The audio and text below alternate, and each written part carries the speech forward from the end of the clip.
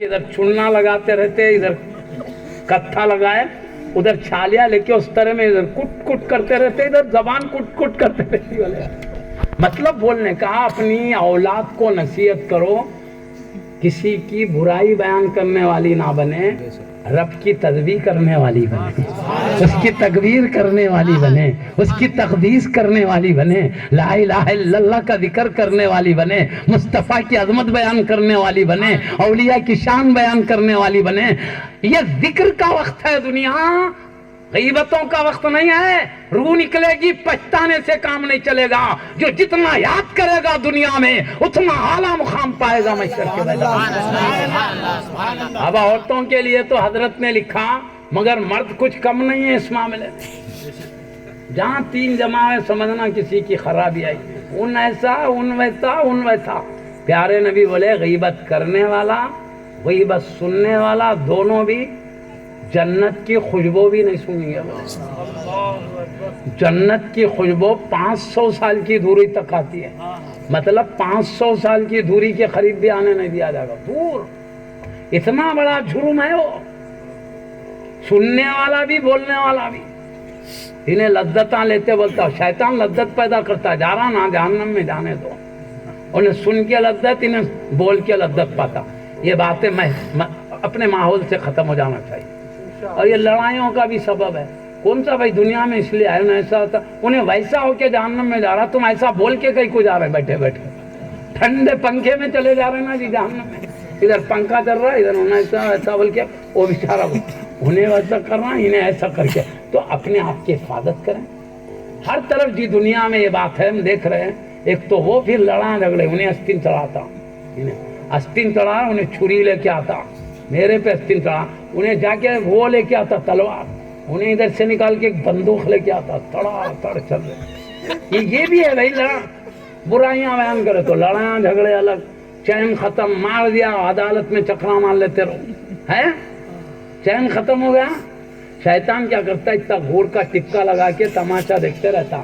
سیدی شیخ الاسلام عارف باللہ حافظ امام محمد انوار اللہ کا فاروقی بانی جامع نظامیہ، جن کو پیارے نبی نے گنبد خضرا کے پاس خواب میں حکم دے کے بھیجا، جاؤ مدرسہ قائم کرو، پاکیزہ علم بھی پھیلاؤ، پاکیزہ عقیدہ بھی پھیلاؤ۔ تو حبیب کے حکم سے آ کر آپ نے جامعہ قائم کیا ہے۔ اب حبیب کی نظر سے قائم ہوا تو حبیب کی نظر قیامت تک رہے گی۔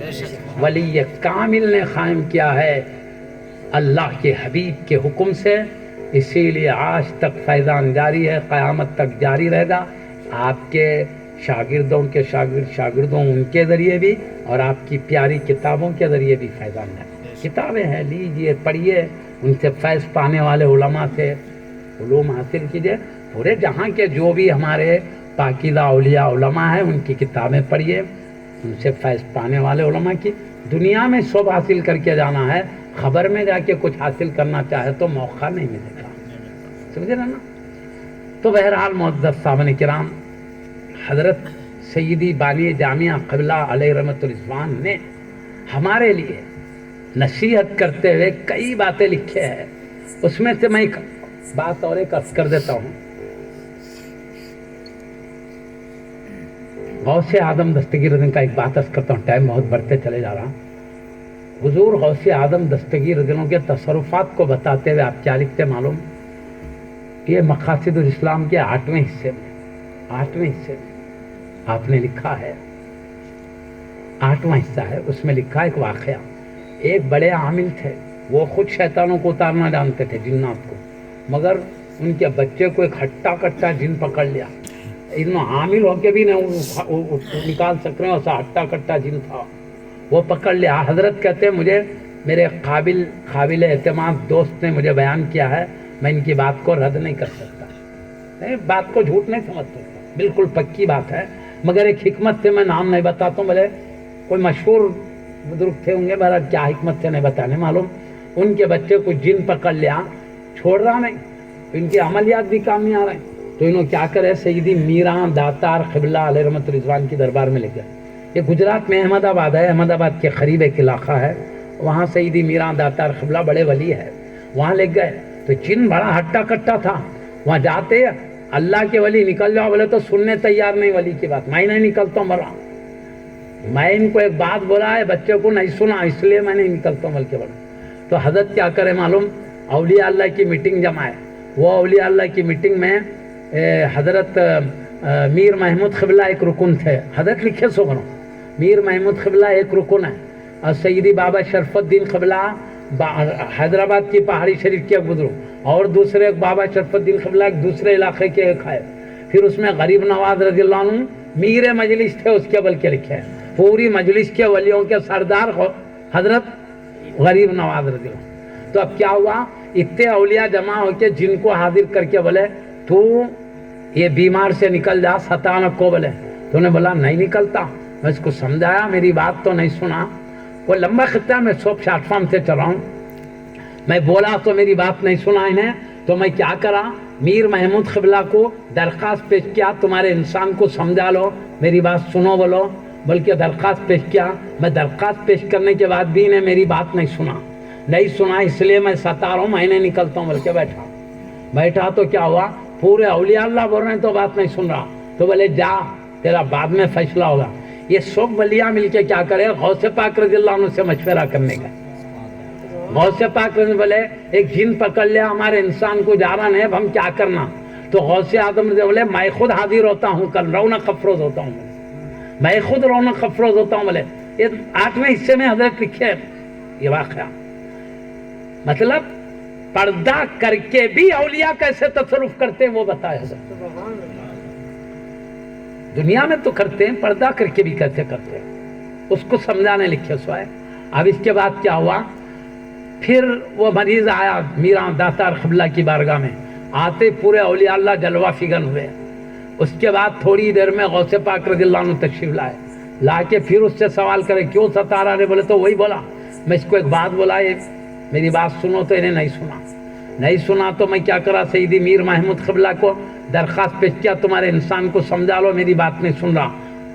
ان کو درخواست دیا تو بھی انہیں نہیں سن رہا, اس لیے میں ستا رہا ہوں.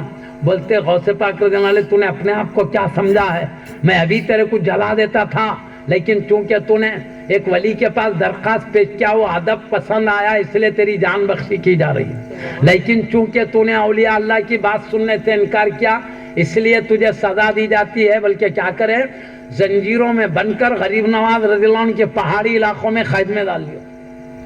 تو حضرت لکھتے ہیں کہ وہ مریض کیسے ہونے لگا, ہاتھاں جڑ جانے لگے, پیراں جڑ جانے لگے. ایسا معلوم ہو رہا تھا کہ ہاتھوں کو زنجیروں میں جکڑا جا رہا ہے, پیروں کو زنجیر میں جکڑا جا رہا ہے. تھوڑی دیر میں بے ہوش گر گیا, بے ہوش گر کے تھوڑی دیر بے ہوش رہا, ہوش میں آیا تو کئی دن گزر گئے, آج تک وہ جن کا اثر ظاہر نہیں ہوا.